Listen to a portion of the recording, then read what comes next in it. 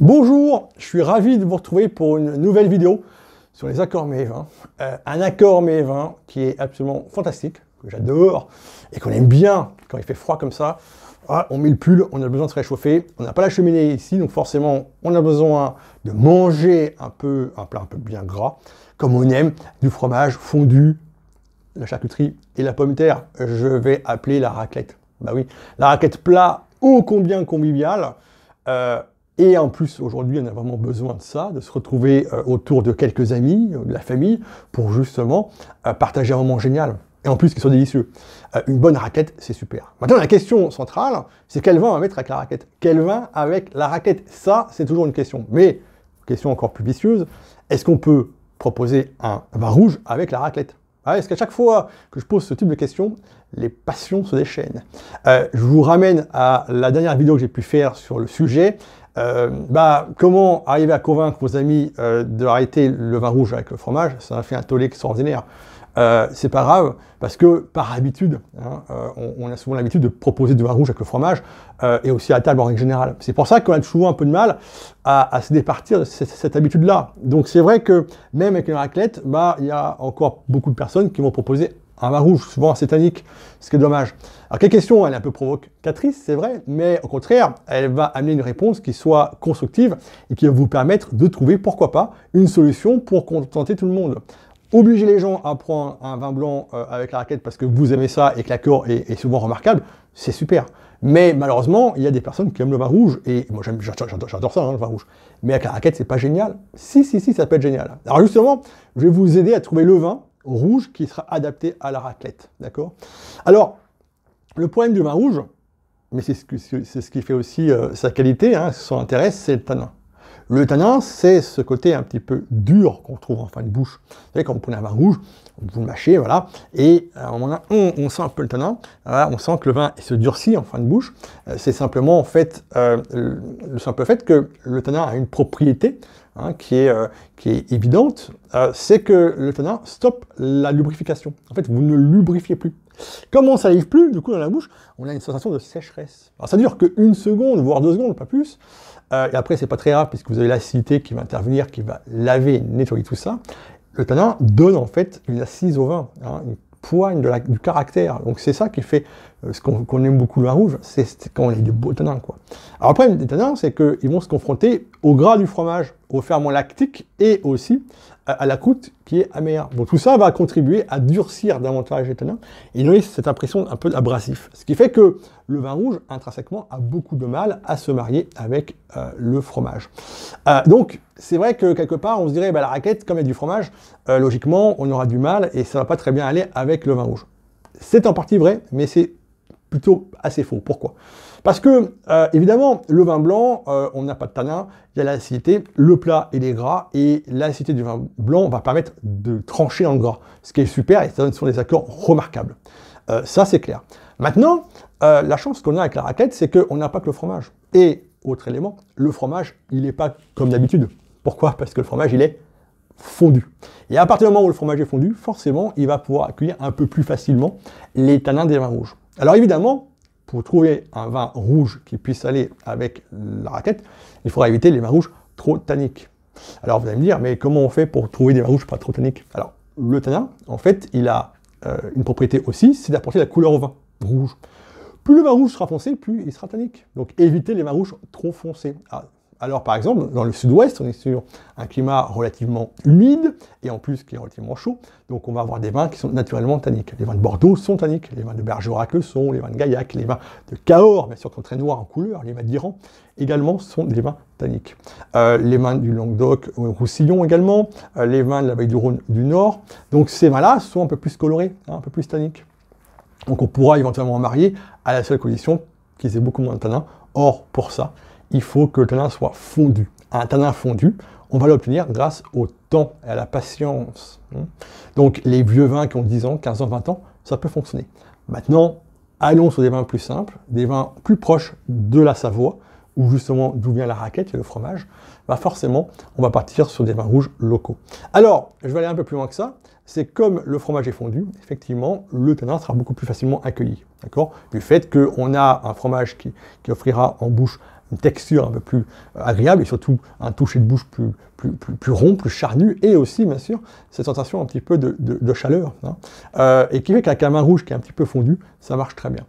Alors, intéressant, un vin rouge qui est fondu a aussi un peu plus d'acidité, la fraîcheur. Il faut aller sur des vins rouges qui ont un peu de fraîcheur pour trancher un petit peu dans le gras, en plus. Alors, autre point d'ancrage, parce que le point d'ancrage, le principal, c'est peut-être effectivement le fromage fondu, mais il y a aussi la charcuterie. Mais la charcuterie, elle est salée, c'est vrai. Pas facile à marier avec le vin rouge, notamment tannique, c'est encore une fois la même problématique, hein, mais cependant, comme la charcuterie est amalgamée aussi par le fromage qui est fondu, on va avoir un ensemble qui va être plus accueillant et qui sera plus docile avec le vin rouge. Et troisième élément important, troisième point d'ancrage avec la raclette, ça va être la pomme de terre, qui est grasse, hein, c'est vrai, elle amène une texture et aussi la douceur. Et du coup, elle va apporter la fraîcheur et la douceur, et du gras à un ensemble qui l'est déjà, c'est vrai, mais cet ensemble-là va justement réclamer un vin rouge, dans ce cas, ou un vin blanc bien sûr, mais qui puisse trancher un petit peu dans le gras. Donc des vins rouges qui soient avec une belle fraîcheur, une belle acidité, si possible, et bien sûr pour cela, il faut des tanins qui soient assez fondus, parce que n'oubliez pas, les tanins, stop la salivation. Donc il faut trouver le bon compromis. Alors pour ça, moi je pars sur les vins rouges qui sont souples. C'est quoi un vin rouge souple? Un vin rouge souple, c'est un vin rouge qui n'est pas trop tannique. C'est un vin rouge qui n'a pas trop de volume, de corps, de coffre. Et puis c'est un vin rouge qui est souple, fondu, élégant, et bien sûr, qui est juteux en fin de bouche. Donc juteux, c'est-à-dire qu'on a à la fois la fraîcheur, donc l'acidité, et des tanins qui sont fondus. Et donc ça amène de la longueur. Et c'est un accord qui peut être remarquable avec une raclette. Et ça marche très bien. Alors, si vous prenez l'exemple d'un Bordeaux, c'est souvent boisé, c'est souvent riche en tanins, c'est coloré, ce sont des vins qu'on va garder facilement 10 ans, parfois même 15 ans, et même 25 ans pour les plus grands. Forcément, c'est compliqué, parce que trop de tanins. La prise de bois aussi qui est marquée et qui fait que l'accord ne fonctionnera pas, ou du moins très mal. En revanche, on peut aller sur des vins qui sont beaucoup plus fins, plus élégants. Des vins qui ont moins de puissance, moins de coffre. Le Beaujolais nouveau par exemple. Eh oui, un beau Beaujolais nouveau qui a 2 ans ou 3 ans, c'est magnifique.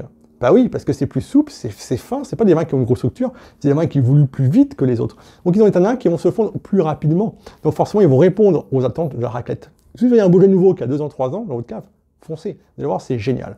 Si vous prenez aussi, pourquoi pas, des vins de Bourgogne classiques, Pinot Noir, avec une belle trame acide, qui ont 4, 5 ans, 6 ans, ça marche bien. Un Sancerre rouge, par exemple, de 5 ans, 6 ans, 7 ans, pareil, ça fonctionne bien. Pinot Noir d'Alsace aussi. On a des vins plus proches de nous. Hein. C'est important de s'orienter sur le local toujours. Pinot Noir, on le trouve en Jura, on le trouve aussi, bien sûr, en Bourgogne du Sud, vers Mâcon notamment, et on trouve également des très beaux Pinot Noirs en Savoie, et aussi la Mondeuse en Savoie. Et le cépage Poussard, Trousseau qu'on trouve en Jura, on n'est pas très loin de là. Et comme par hasard, ce sont des vins qui sont très souples, très fins, très élégants, qui n'ont pas beaucoup de couleurs, qui sont juteux, parfois un peu épicés. La Mondeuse, c'est un cépage qui est assez poivré, qui est épicé au même titre que le Trousseau hein, et le Poussard. Donc c'est des vins qui sont fins. En plus, c'est des vins qui vous donnent de l'énergie. Ils ne vous assomment pas. Au contraire, ils sont juteux et élégants, raffinés. Ils vont pouvoir trancher dans le gras de la raclette tout en étant assez fins et élégants pour se glisser sous le plat et en même temps donner leur force en fin de bouche pour justement trouver cette résonance et ces échos avec la charcuterie et le fromage qui est fondu et la pomme de terre qui est chaude. C'est juste génial. Donc essayez des vins rouges fins, élégants, juteux qui sont fondus, qui ont peut-être 3 ans, 4 ans, 5 ans, 6 ans, sur des vins qui évoluent assez vite, qui n'ont pas une grosse densité. Et ça marche très très bien avec la raclette. Donc c'est des vins rouges sous condition, évidemment. Et on remarquera que ces vins, si vous les mettez dans les verres noirs, opaques comme ça, en dégustation, à température de cave, je ne suis pas certain que tout le monde vous dira d'emblée que c'est un vin rouge. Non, ce sont des vins rouges qui ont peut-être une gueule de blanc, quelque part. C'est pour ça que ça fonctionne pas mal. Donc voilà, c'était un petit peu ma contribution pour vous aider à trouver des vins rouges qui ont très bien avec la raclette. Accompagné avec un vin blanc, c'est super. Proposer par exemple une roussette de Savoie chez Bruno Lupin, Savignon dont j'ai parlé il n'y a pas très longtemps en vidéo. Pareil, sa Mondeuse est superbe, 2017. Va proposer un blanc et un rouge, vous contenterez tout le monde sera content et c'est génial quoi. L'occasion est trop belle. Pourquoi choisir entre un vin blanc et un vin rouge quand on peut en proposer deux justement? Donc proposer un vin blanc et un vin rouge, tout le monde sera content et après vous pourrez juger de la pertinence de l'accord ou de l'autre. Voilà, les échanges. C'est ça qui est sympa avec le vin. On peut s'éclater, et en plus, pour pas trop cher, parce que vous avez vu, c'est pas des vins qui coûtent une blinde, et ça, c'est quand même super sympa. Donc voilà, Je suis gentil avec vous, je vous offre des bonnes pistes, je vous explique tout ça. C'est vrai que les vidéos sont un peu plus longues que celles qu'on peut trouver un peu partout ailleurs, mais je pense qu'il y a du fond, qu'il y a des explications qui sont très claires, et que celles-ci vont vous permettre d'aller un peu plus loin en fait dans vos approches accords mets et vins, mais aussi en termes de dégustation. Voilà, grand plaisir, je vous retrouverai bientôt pour une autre vidéo, et je vous souhaite en tout cas de belles soirées autour du feu et de la raclette. À bientôt. Et n'hésitez pas surtout à vous abonner à la chaîne pour être tenu au courant des prochaines vidéos, et aussi sur le blog du sommelier pour être tenu au courant des prochains articles. Merci beaucoup et à bientôt.